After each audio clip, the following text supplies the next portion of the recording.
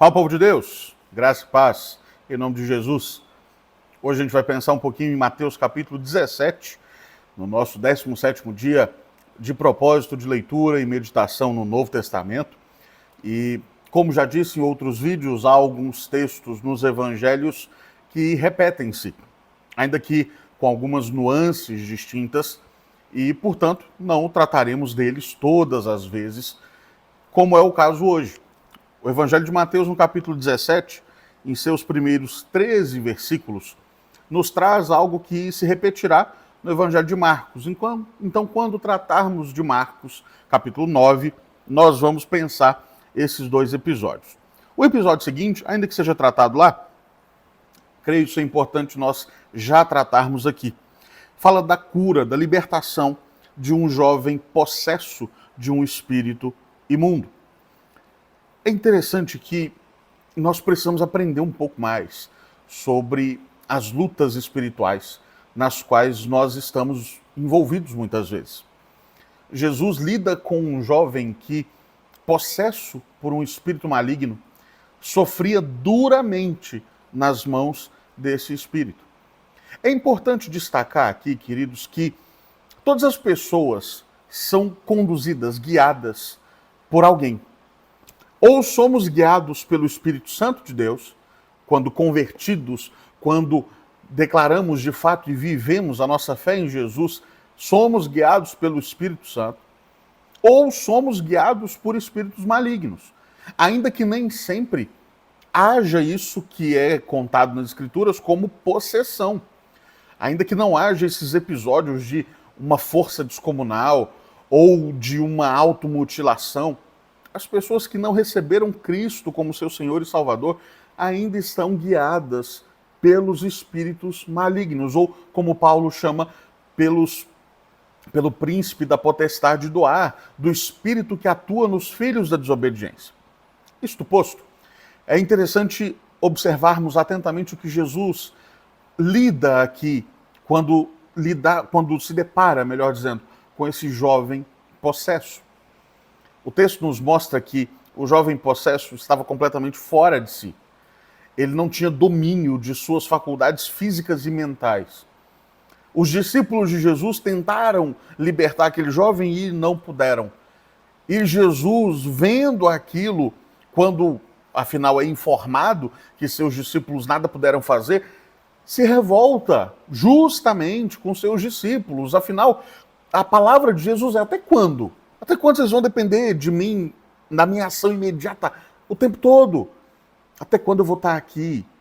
E Jesus liberta aquele jovem, e o texto diz o seguinte: os discípulos, se aproximando de Jesus, perguntaram em particular: por que motivo nós não podemos expulsá-lo? E Jesus respondeu, confrontando os discípulos. Jesus não aliviou a barra deles, porque afinal o problema estava neles. Jesus diz: é por causa da pequenez da vossa fé. Vocês são fracos na fé. A fé de vocês é muito, mas muito pequena. Porque basta que observemos a maneira como Jesus fez. Jesus repreendeu o demônio e o demônio saiu do menino. Jesus não fez um espetáculo dessa libertação. Jesus não fez um show. Jesus não entrevistou demônio. Jesus não perguntou de onde ele vinha. Jesus fez nada disso. Jesus está mostrando que é preciso se importar com a vida daquele que sofre.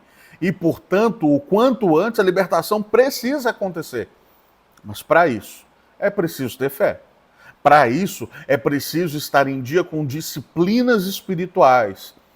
Jesus diz que aquela casta só sai com jejum e oração. A grande pergunta para mim e para você é: como é que está nossa vida devocional, nossa vida de entrega, nossa prática espiritual? Como é que está a nossa vida enquanto filhos de Deus, no nosso relacionamento com o nosso Deus?